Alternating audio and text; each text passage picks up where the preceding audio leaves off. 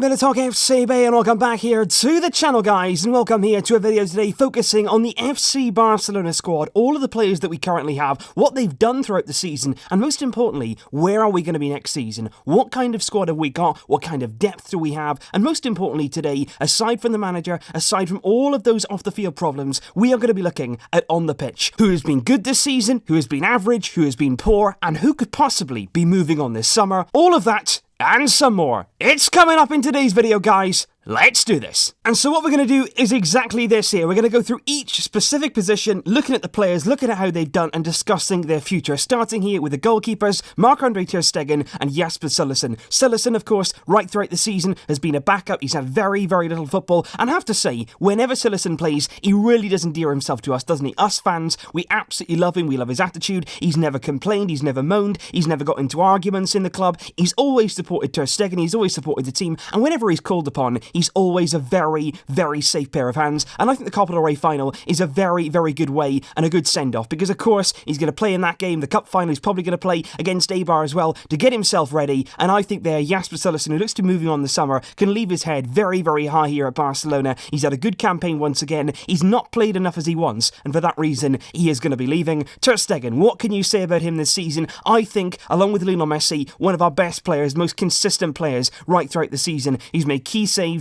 in key moments. He's always been there. Even when at the start of the season our defence was incredibly shaky, we were conceding goals, we were conceding chances, but ter Stegen in every single game, he was really saving us. He was putting his body on the line. He was making some extraordinary saves in the Champions League as well, of course. He is certainly one of the players of the season without question. And now we move on to our right back area there with Sergio Roberto, Nelson Semedo from the first team, and also Wagué, who's been getting a few games from Barcelona B in the turn of the year when all that paperwork got sorted out. He has been playing more games now and being included in more squads. And I think the main thing here from this right back position is, once again this season, we leave the season, we end the season not really knowing who's that first choice. And I think always in that kind of situation you need a bit of continuity. You need to have Nelson Semedo playing week in, week out, and just understanding really exactly what his role is. But still this season I feel like we're playing Roberto still out of position. I still don't feel like right back is 110% his kind of role. He does play well a lot of the time, but there will be times when you play him against certain players, certain wingers, and he can get exposed. Semedo is the out-and-out right back. He's the out-and-out player there in that position who can make it his own. But once again this season Valverde has sort of put him in there. He's played him when Roberto's been injured. He's played him when Roberto hasn't been available. But as soon as Roberto comes back, you feel like there he's the first choice. You feel like he's always going to play no matter what. And I don't really understand that, to be honest. I think Wagué is a massively, massively promising player. I think every time I've seen him, he's really impressed going forward. He's certainly got a lot of pace there. He certainly seems like a player who suits our right side of the defence, and there are rumours already that he could be promoted to the first team next season, which does provide questions there about Semedo, about Roberto. Which of those players next season is going to be our right back? Who can really stake that claim and make it their own? Then to left back, which has undoubtedly been one of our biggest problems right throughout the season, simply because we have lacked that backup for Jordi Alba, who has had mostly an absolutely phenomenal season, really good down that left hand side, provided so many assists for Lionel Messi in some big moments as well. He's come up with a few very, very big goals too, but obviously at Anfield he did have a poor game and he was responsible for some of the goals. But at the end of the day, Jordi Alba this season hasn't been pushed. He hasn't really been rested at all either, so he will be a player who's coming at the end of the season feeling a bit tired. Certainly throughout the campaign he's not been rested, he's not been rotated as much as he should have been, and the simple reason for that is Valverde has not trusted in Juan Miranda. Whether that's the right thing or the wrong thing, Miranda at times has not been convincing, that's fair to say. But at the end of the day, Valverde in the summer had a decision. It was Cucurella, it was Miranda, or we could have brought somebody in. He decided to trust Miranda, but as soon as that first game came, as soon as the mistakes came, straight away he was out the team and never seen again. And obviously then we've been playing Semedo at left back, we've been playing Sergio Roberto at left back, and every time we've done that we've really, really suffered. Next season, no doubt about it, we have to get that sorted. We've got to bring somebody in, or certainly have somebody there who we trust and the coach trusts, because simply we cannot go on with Alba as our only left back option. Then to our centre of defence, which right throughout the season it's safe to say there has been a number of injuries, of suspensions. There's been a number of players who haven't been able to play but Clement Longley and Gerard Piqu right throughout the season have been a really good partnership. They've been our tried and trusted method. Samuel Umtiti right throughout the season has had big injury concerns with that knee. He still hasn't had surgery. We still don't know if he's fully recovered. If he can play, he played on the weekend against Getafe. Then there's Jean-Claire Todibo, brought in January, got some really good first team minutes. I think every time I've seen him, like Wage really, he has impressed me. Jason Maria was brought in on loan. He's hardly played, hardly had an impact, and along with Kevin Prince Boateng, that loan deal there doesn't really make a lot of sense when you consider as well that Todibo is coming in January, but we did that deal before the Todibo one, and I think had we had him, Maria would not have joined. Thomas Vermaelen, of course, he's also had his injury problems this season, and it's going to be interesting, of course, his contract is up at the end of the season. So overall there, Longley, Piqué, very good seasons for them. Piqué actually started off the season a little bit shaky along with Longley in that defence, but it was the defence as a whole which was not doing well. But as the season went on, Gerard Piqué, outstanding. Much like Marc-Andre ter Stegen, he can certainly hold his head high right throughout the season so far. Piqué, very good, very consistent. He's led the team. Longley has come in, he's played a lot more games than he would have expected to, but he really has adapted well. He's really established himself now as that left centre-back, and Samuel Umtiti, like I said before, is going to have to work really hard to win that place back. I do believe, if they're both fit, if they're both healthy, I do believe Samuel Umtiti is better in his distribution and does suit the Barcelona style of play better. But right now, Clement Longley has proven himself. He's come in, he's really stamped his mark on that role, and it's going to be tough now to shift him. On to midfield now then, with Sergio Busquets and Ivan Rakitic, who've been in that holding role right throughout the season. We played 4-4-2. It's been Rakitic and Busquets in that role, and also two players there who right throughout the season haven't really been rotated, haven't really been dropped by Ernesto Valverde. Both of them very much constants in the team. Arturo Vidal has worked his way into Valverde's plans in the last few games, in the last few months. He's been playing more and more, whereas it's been the complete opposite for Arthur Melo. And I think the simple reason for that is he's coming, of course, from Brazil. He's come in his first ever season in Europe in La Liga, and I think, to be honest, he did much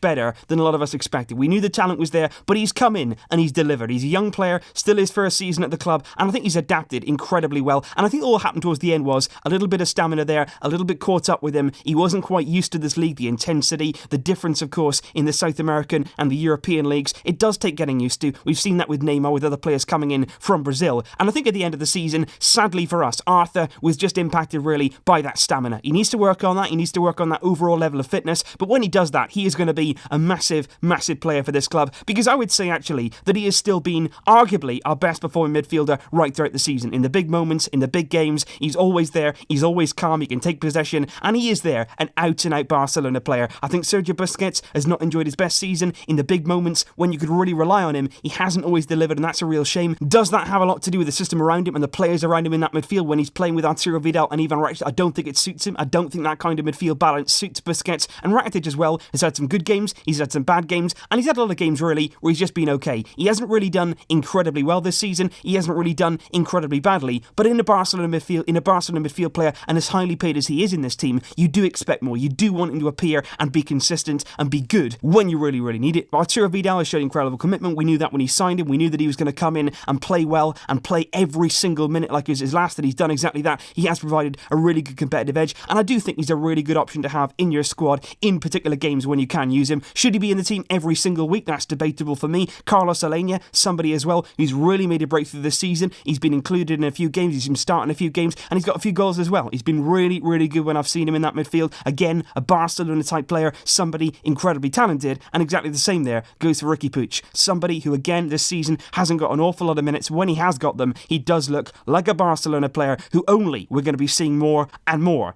of. And then to our forward line, starting there of course with Lionel Messi, out and out our best player throughout the season, without question, incredibly consistent, scoring in the big moments, creating in the big moments, and even at Anfield, people will say that Messi had a bad game, people will say that Messi, got knocked out again from the Champions League, but he was the man there out on the pitch, creating chances. He created several goal-scoring opportunities that were simply not taken by his teammates. You can't blame Messi for that. He still had a good game, and no doubt about it, best player of the season, best player in the world. Luis Suarez leading the line, Coutinho there, also on the left-hand side, preferred ahead of Dembele. Malcolm, of course, hasn't got enough minutes right throughout the season. Dembele has had his injury problems, but mostly when he's been in the team, he's been very good indeed. Coutinho, of course, there has been inconsistency there. There has been trouble with the fans. There's been trouble as well with his confidence, but obviously he's got some good goals as well throughout the season, but not as much as we'd like. He's not been as good as we would have wanted him to, but obviously Valverde has kept him restricted to that left wing role. Never really have we seen him right throughout the season in that midfield. Only a few times when we have used him there in the little games, in the games against lesser opposition, he has actually impressed, but in that wide role, it hasn't really worked out for him. Rafinha, of course, was actually quite a big player earlier on in the season before he got injured. He scored a goal in the Champions League. He was involved in a few of the big games. He does have a part to play in this squad, but obviously he does have major injury issues and his future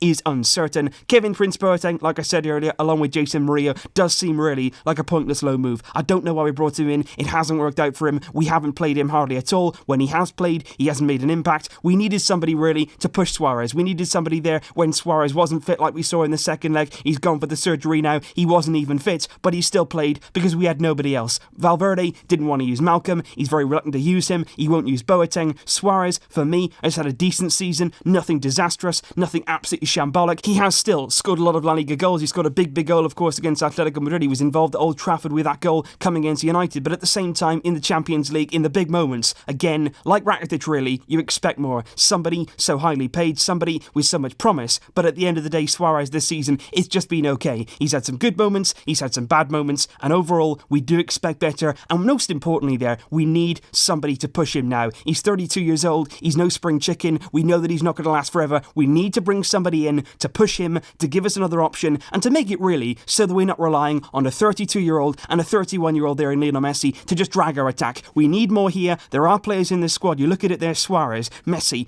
Busquets, Rakitic, Jordi Alba, Piqué, players there who are over 30 years old. They're getting on now. They're not going to be around forever, and those players there shouldn't be untouchables. Obviously, Lionel Messi is going to play whenever he wants to, and that is completely justified. But apart from Messi, none of this team here should feel like they're on the team sheet every single week without any questions. It should all be based on the performance. It should all be based on how each player is doing on that given day. You have to earn your place. That is the big message here. You absolutely have to. And with the season now coming to an end, it is only natural, of course, to look ahead to next season, which players out of here are going to be leaving us, and what sort of depth there are we going to be left with. And I'm just going to start here with Yasser Cillessen. He's going to be leaving for Benfica. That looks now almost complete after the cup final, which basically leaves Ter Stegen as the only first team keeper available. Will we promote Iñaki Peña? Will we bring somebody in as a backup? We're going to have to wait and see. Jason Murillo will head back to Valencia. That's not going to be a permanent move. He's going to be leaving there. And Thomas Vermaalen's contract is going to be expiring, so that leaves him also out this summer, which is going to be interesting. I don't see Miranda continuing in the first team, no doubt about that. I also see him potentially going out alone, much like Cucurella did, so I think Miranda is certainly not going to be a part of the first team plans next season. I think when you look to attack, Kevin Prince Boateng, of course, is going to be leaving us. I think the future of Rafinha here is a bit open to debate. I'm not really sure which way that's going to go, and exactly the same here for Malcolm. I think certainly he'll be wanting more game time, he'll be wanting more assurances, and I think his future there is well and truly up in the air. I also believe the Rakitic's future is up in the air. I think that he wants to stay at the club, but I do believe the club want to sell him. They need the funds, they need to free that wages as well. That's really, really important, and I think they're going to try and get Rakitic to leave, but if Valverde remains, that may be a very, very difficult task. I do believe that Waggy is going to be promoted to the first team. I think that he can certainly play a part there from what we've seen from him this season, and other than that, I don't really see a lot else happening. You look Coutinho here, I think he could be another one that is a maybe with regard to staying at the club. I think certainly we would look to sell him, but the biggest stumbling block for me is that fee. Are we going to get back what we want for him? I would imagine that we want 80 to 100 million euros. We want to try and get back as much of that fee that we paid as we can, but I think it's going to be very difficult simply because this season he hasn't impressed, he hasn't been good. They know that. I think Umtiti as well. You look at exactly the same situation. The fact there will be concerns over his fitness. We will want to sell Umtiti, we will want to get a big fee for him, but at the same time, is a club going to come in and pay that, knowing that his knee injury, his knee problem is an issue? And I think that's the big thing here. Rakitic, Coutinho, Samuel Umtiti. Are we going to get the money that we desperately need to bring in Frankie de Jong, to bring in Matthias de Ligt, to bring in somebody like Antoine Griezmann? Are we going to have the money this summer to do that? If we are, we're going to need to sell these guys. We're going to need to get the money that we need for them, and also the wage bill. That's really, really important here. Coutinho, Rakitic, Luis Suarez, all of those players are on big wages. How do you solve that problem? That is what the board have to do now. That is what we're dealing with. And you can see here, when you take away those players, we are severely lacking in depth. If some of them go, we are going to have to reinforce. We are going to be talking about that in videos to come. There is no doubt here there is work to do, both with the manager, and if the manager goes, there is still big work to do out here on the pitch. And hopefully, over the course of the summer, we will see the right decisions being made. And so that's just some of the thoughts that I had today, guys, on the current squad, on the current players, because we did a video yesterday on Ernesto Valverde. A lot of people were saying, look, we want the manager gone, but at the same time, the players are at fault too, and I completely understand that. I completely get that. I completely agree with you. All that I was saying yesterday was that Valverde, for me, should be the first one to go. You have to, first of all, remove the coach, remove that situation, start something fresh, because only then, for me, can you focus on those players, giving them a new lease of life, really shaking it up, really moving around some players, and so that there's not untouchables. untouchables. That's what we have to do, in my opinion. The players also have to take that responsibility. There is no doubt about that. And of course, guys, like I said before, there will be more videos coming up very, very soon indeed. Thank you as always. I really do appreciate you watching. I'll see you again. But until next time, as always, Visca El Barça.